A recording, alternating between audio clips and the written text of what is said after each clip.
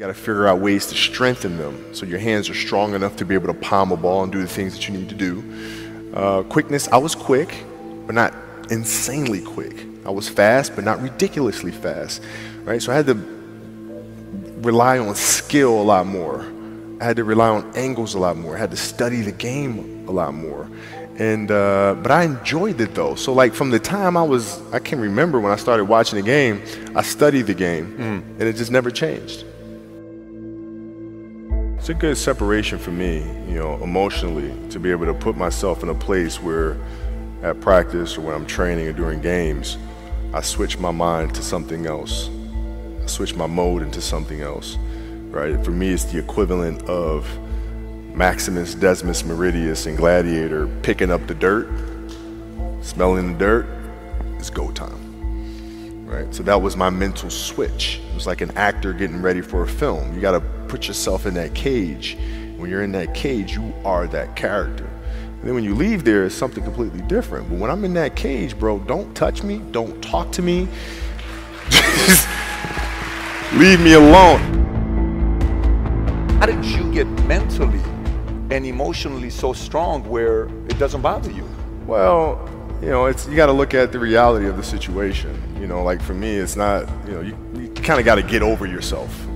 Like, it's not about you, man. Like, oh, okay, you feel embarrassed. You're not that important. Like, get over yourself. That's where you go. Get over yourself, right? Like you're worried about how people may perceive you and like you're walking around and it's embarrassing because you shot 5 air balls. Get over yourself, right? And then after that, it's okay, well, why did those air balls happen? Got it. High school, year before, we played 35 games, max, right? Week in between, spaced out, plenty of time to rest. In the NBA, it's back to back to back to back to back to back to back. I didn't have the legs. So you look at the shot, every shot was online. Every shot was online, but every shot was short. Right? I got to get stronger. I got to train differently. The weight training program that I'm doing, I got to tailor it for an 82-game season so that when the playoffs come around, my legs are stronger and that ball gets there. So I look at it with rationale and say, okay, well, the reason why I shot air balls is because my legs aren't there. I go, well, next year they'll be there. That was it. Done. Done. Were there some names that you looked at and says, these 3 guys are as crazy as I am? At the time, I deal with what I've referred to as Goat Mountain.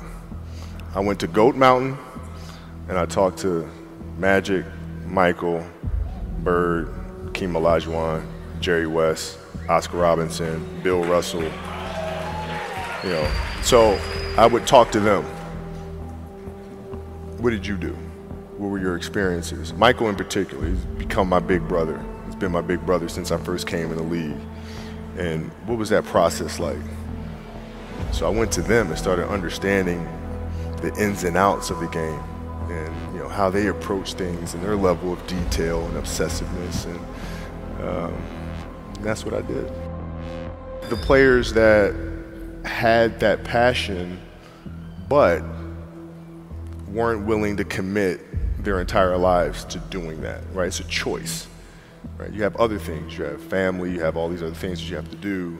The game can't really be your #1 priority. And so I was just looking at that like, man, this is gonna be fun. If I'm buddies with you from high school, if I'm a cousin of yours, what happened to our relationship? How did that gravitate when you went into the league and you're determined to become the greatest, or you're determined to become one of the greatest? What happens to our relationship? Well, it suffers. It does suffer. Oh yeah. Okay. Yeah. And you understood that. You were okay with that. Well, yeah. And the people that love you, like friends and family, like they know that about you. Got it. So they let you be you. And when you reconvene, you know, you pick back up where you left off. But make no mistake about it, everything in between is lost. Right? So those long-term relationships, the commitment of time of, taking vacation. Like I see a lot of players take vacations with other players that are close friends, and they'll just take vacations just to take vacations, or just hang out just to hang out. Like I never did that. Why not though? Why didn't you do that? Well, because when I retire, I didn't want to have to say, I wish I would have done more. I don't want that.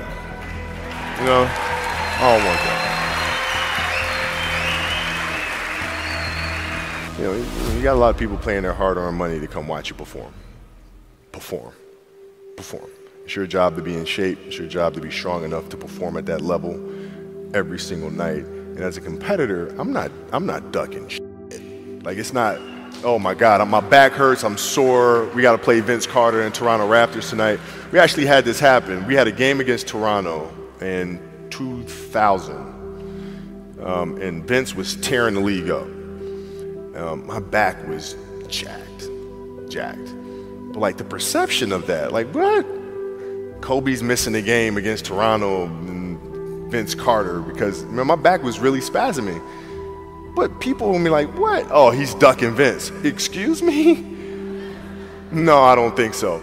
So I would be in the layup line like, okay, there's a lot of days where you can rest and recover. Today ain't one of them. Your back can bother you any other day. That shit ain't bothering me today. Wow. He gonna have to see me today. Yeah. Amen. Yeah.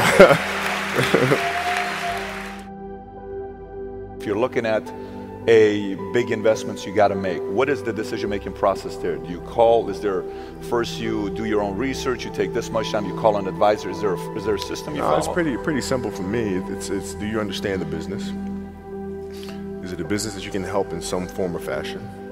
What are the barriers of entry to that business? And then the entrepreneurs themselves, the company itself, right? Do they have a culture that you believe is sustainable? Are these leaders people that you believe in? Are they people that are obsessives? And in turn, have they created a culture of obsessiveness? So I tend to look at those 4 factors, and that's it. That's big right there, by the way. I don't know if you guys caught that right there. That's pretty massive right there. Same determination. What's your current work schedule look like today? It's different because I personally am not writing every word of the novels. I am not animating the films.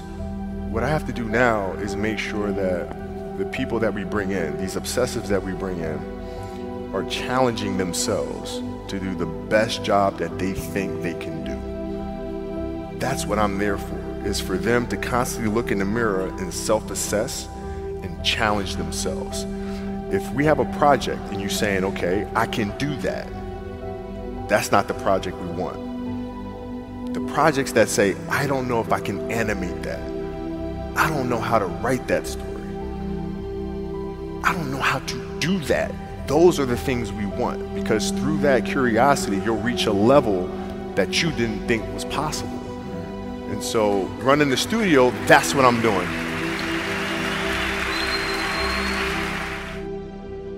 You're playing against the Golden State Warriors. Score is 107-109. You guys are close to getting into the playoffs. You know exactly what happens in the game. You go up, you're about to take your shot, and then all of a sudden, boom, Achilles happens, right? He went and hit the free throws, and then you walked off the stage. Yeah. And you got the surgery done. When I went in the trainer's room, my kids are in there, and they're looking at you and stuff, and I'm looking at them, and I'm like, it's all right, Dad's gonna be all right. It'll be fine. It'll be all right. It'll be all right. It'll be all right. As a parent, you gotta set the example. You gotta set the example. This is another obstacle. This obstacle cannot define me. It's not gonna cripple me. It's not gonna be responsible for me stepping away for the game that I love. I'm gonna step away on my own terms. And that's when the decision was made that, you know what, I'm doing it. I'm doing it. You're a freaking beast, bro. Yeah,